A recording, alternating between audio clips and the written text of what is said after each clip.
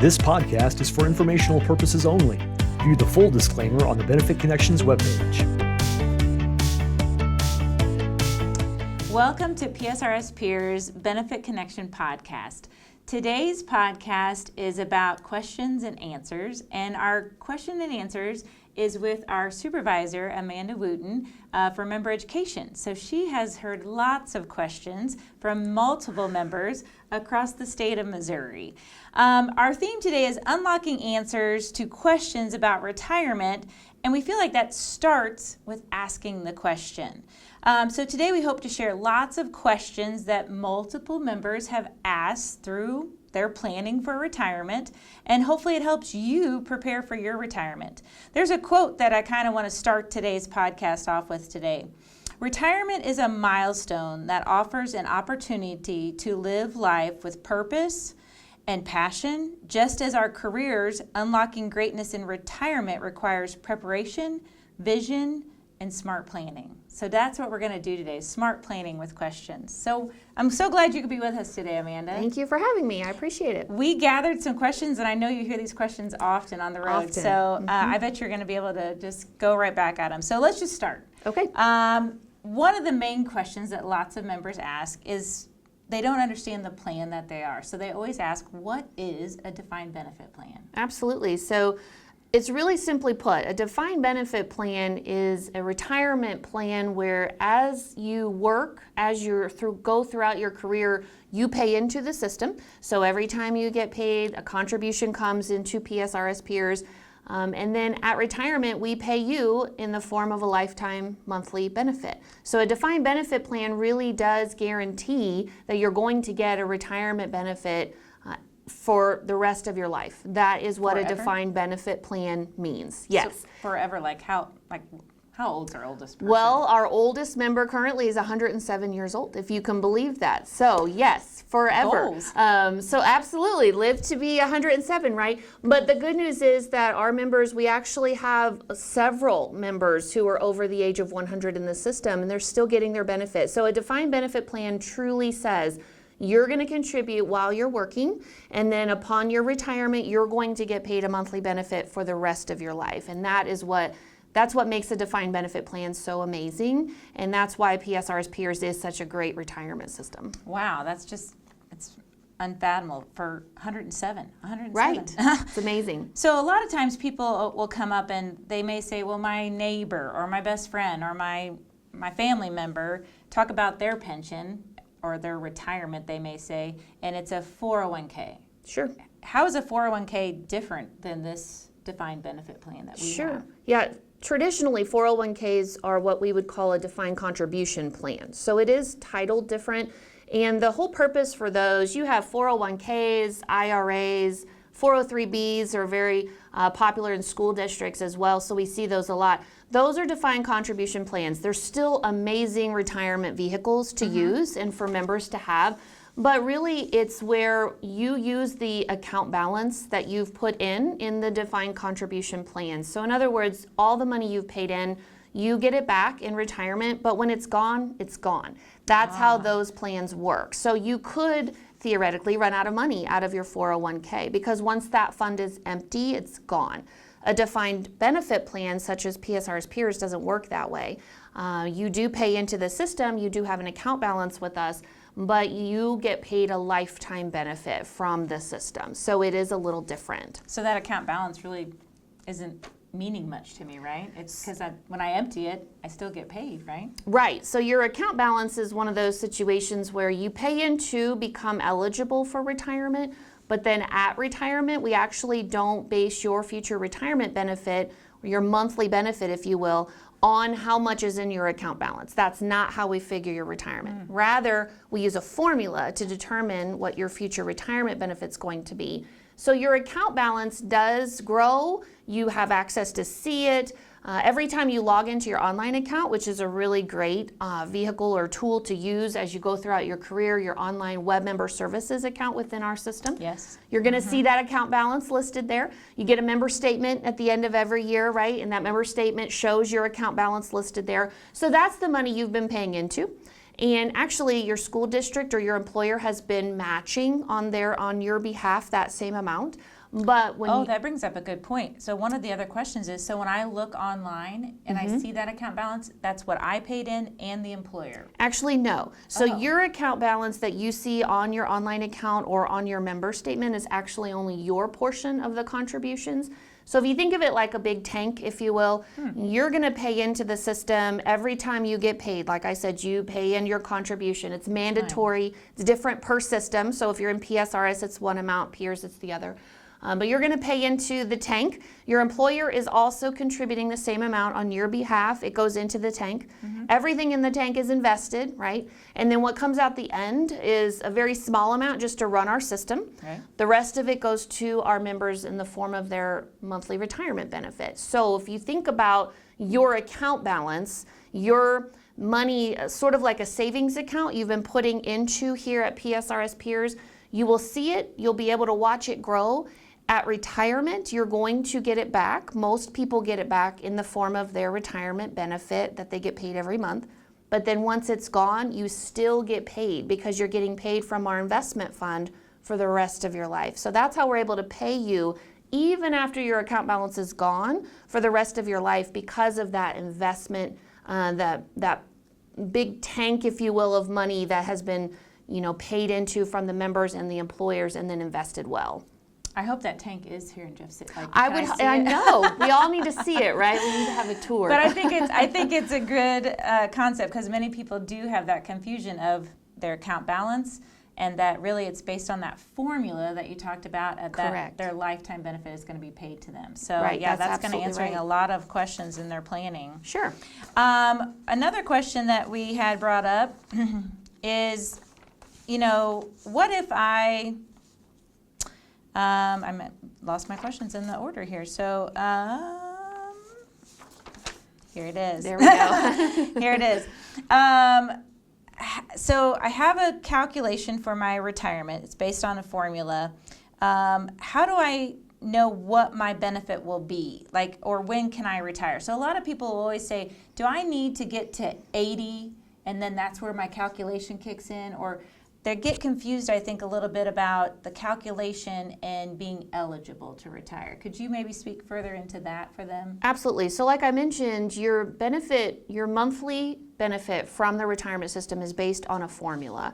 And that formula we use for all of our retirees. So Okay. obviously the numbers are different per person, right? But the formula is the same. And there's 3 components to the formula.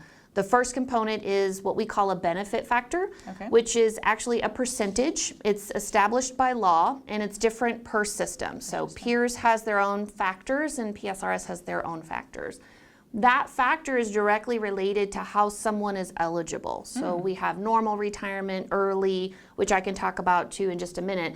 But that first spot in the formula is that factor percentage. The second spot in the formula is the final average salary. So it's based on an average of your high salaries that you have when you're working. And the third component in the formula is your total years of service. So rather than looking at what's in your account balance to determine your benefit, we're looking at your total years of service that you have. We're looking at your high salaries averaged out, and it's all put in that formula to determine what your future benefit's going to be. And you mentioned 80. We do have a lot rule of of people, 80, right? rule of 80, 80 and out, depending upon how you've heard it. Rule of 80 is actually one way to be eligible for retirement, but it's not the only way. Oh. So a lot of times people think it is the only way and they have to get to Rule of 80. That's not true. So we do actually have a lot of different ways to be eligible for retirement in our system. We have normal retirement. That tends to be one that maybe a lot of people strive for, especially when you're first starting out. You think you're going to get to normal retirement, and that's amazing. But there's 3 ways to get there. So age 60 is one of them. So as soon as you turn age 60, as long as you have at least 5 years of service in our system, because that's our vesting. Right. So you do have to have 5 years of service in the system. But once you turn 60, you actually qualify for what we call normal retirement. And that means in the formula, you're going to get that full benefit factor percentage, okay? So then that's one way. The second way, though, is to have 30 or more years of service. So 30 years will get you that normal factor in the formula as well. And the third way is the Rule of 80. So Rule of 80 is your age plus your years of service added together. And if it equals the number 80, then you're at the Rule of 80. 80 and out, however you want to call it, right? But whichever one you hit first. So if you hit age 60 first, you're eligible. If you hit rule of 80 first, you're eligible. And that's just normal retirement. We actually have some early retirement options to consider as well. We have 25 and out modified, and we have age reduced as well. So those provide an opportunity to retire maybe a little sooner if you were thinking of that, or if you want that, right? And we do also have partial lump sum retirement eligibility, which if you work beyond normal retirement, then you're eligible for a couple other things at that point. So a lot of different ways to be eligible for retirement, but it all points back to that formula and how to get that particular percentage or factor in the first spot of it. So I like that, because I think the confusion came from just thinking that eligibility meant you could retire and that's what you got, but really it's eligibility makes you able to retake the retirement, but it goes back to the calculation of what your benefit would be for retirement. So absolutely. That's really good to confirm out there. I know one of the other questions that came in, and I think it happens for everybody, life changes for people, and so what if I had been working 5, 10, or even 20 years, but I'm not eligible to retire yet, but we have to leave Missouri, or my life changes and I have to leave Missouri Public Schools for whatever reason. What happens to my retirement? Like, do I lose my retirement if I don't able to draw it, or can you elaborate more on if Absolutely. I left? And that is a question we get a lot because things happen, and even though you might start out thinking you're going to have this career your whole life, obviously life happens, and that doesn't always happen. It doesn't always work out that way. So we actually have a really great example in our retirement seminars that we use, and his name is Roy. So if we kind of think about Roy in this example, let's pretend Roy has been working for 12 years for the school system in whatever capacity, and let's say he's 50 years old. Well, remember I said at the beginning, vesting in our system is 5 years. Right, 5 so years. as long as you have at least 5 years of service, you are locked in. You're going to get a retirement later on. So even if you leave employment, so let's say Roy's wife, Mary, had got a job in Texas, and she says, I have to move to Texas, right? And we know that Roy loves Mary, so he's going to go with her, right? We understand that. So if Roy were to approach us and say, I have to leave, I can't work in Missouri any longer, I have to quit my job. Right. He has options. So he's not currently eligible, all right? Correct. He doesn't meet that. He's 50 years old. He's got 12 years of service. So what happens is he becomes inactive in our system. Nothing happens to his retirement, though. It's all still here. It's safe. Everything's going to stay here. When he turns 55 years old, we're going to reach out and say, hey, Roy, you can start your retirement now at an early reduced option if you want. Or if he chooses not to take it, then we'll reach out at age 60 and we'll say, now you can start your benefit as a full normal retirement situation. So really the good news is once you're vested, even if you leave employment with the schools in Missouri, you're still going to be eligible for retirement later once you reach that criteria. Right. So it's just kind of going back to what we talked about, the eligibility for retirement. They can still draw that in the future. It's just they may have to wait a little longer since they're not working with us anymore. So Correct. Awesome. Yeah.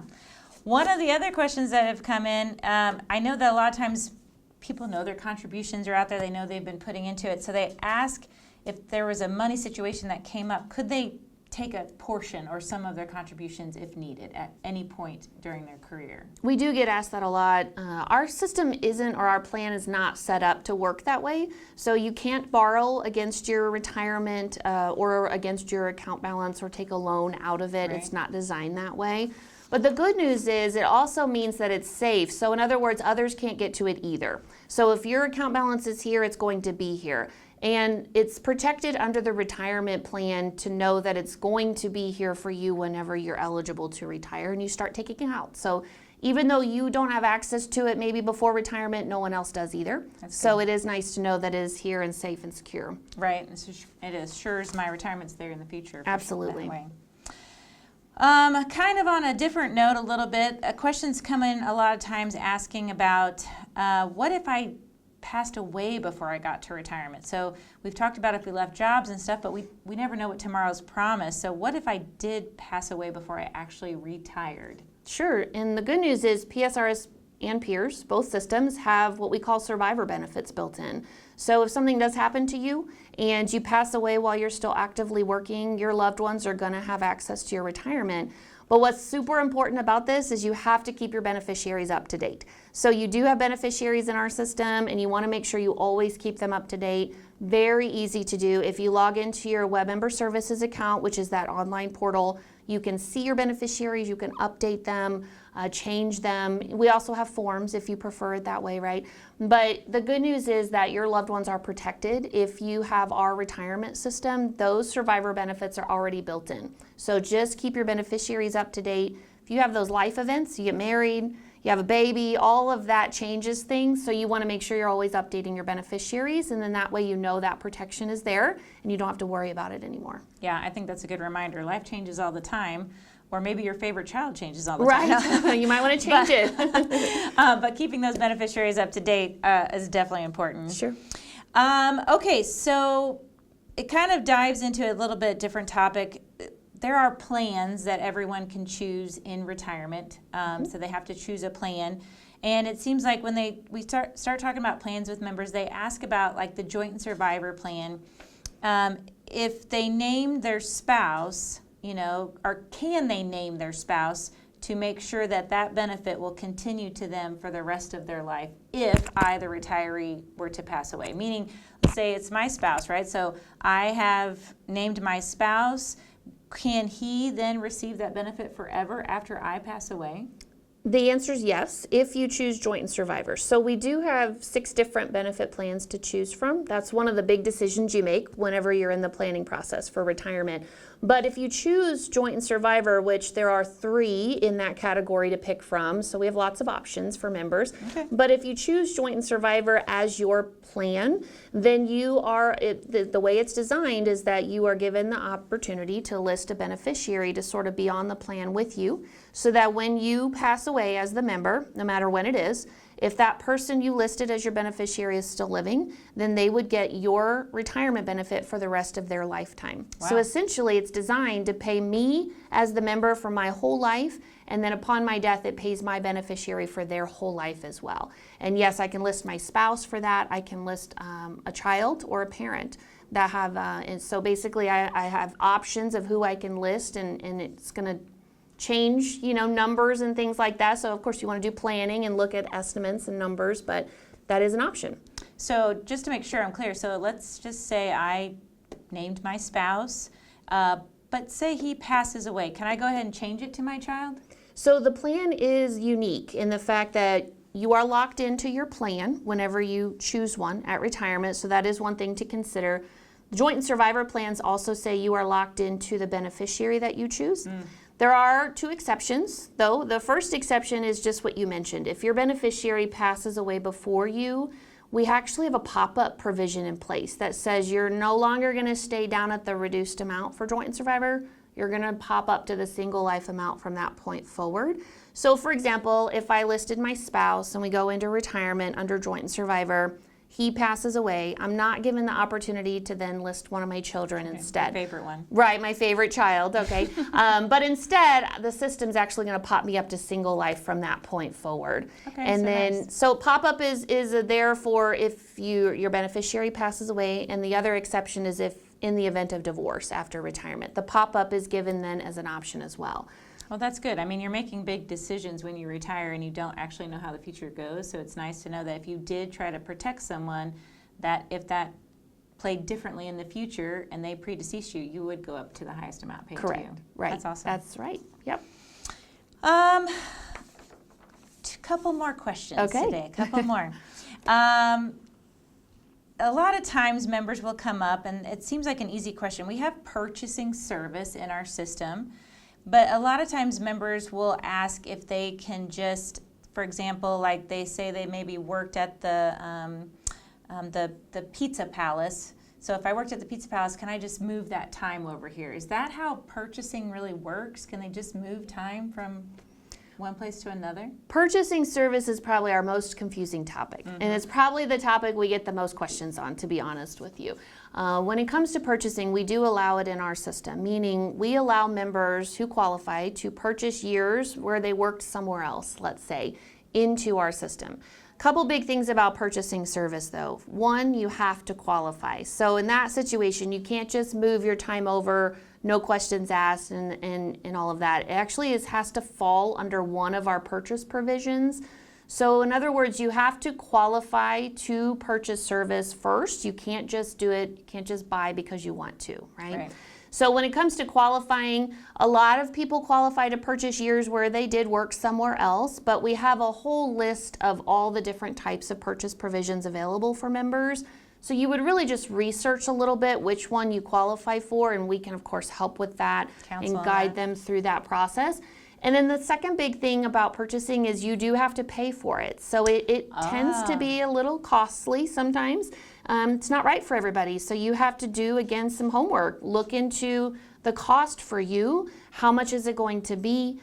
Maybe see a benefit estimate that's going to show if the purchase is really going to be worth it or not for you to do. So it does come down to you do have to pay for it. If you're interested in purchasing, that's something that you would have to take care of. I think that's a good point to say that it's something that everyone should look at, right? It's maybe something that everyone could do, but it's maybe not what everyone should do. Sure. Does that kind of make sense? Absolutely, yes. I think we're going to end it on this one because it's always a bigger question, especially for PSRS members, but I also feel that peers members ask it just as much too. Can I collect my PSRS benefit or my peers benefit and also still collect a Social Security benefit? Can I have both? Yes, and that is probably one of the craziest rumors that goes around all of the schools is that you have to pick one or the other, you can't have both. But the short answer is yes, you can collect both. So I like to remind members we are separate from Social Security. So really the only correlation that we have between PSRS peers and Social Security at this point is the fact that most teachers in the state of Missouri don't contribute into Social Security while they're working for the school district. And so that's where I think a lot of the confusion comes from. Right. They're not paying in. However, a lot of those members have time where they paid into Social Security before or maybe after. And so the long story short, you can collect both Social Security and your PSRS peers benefit.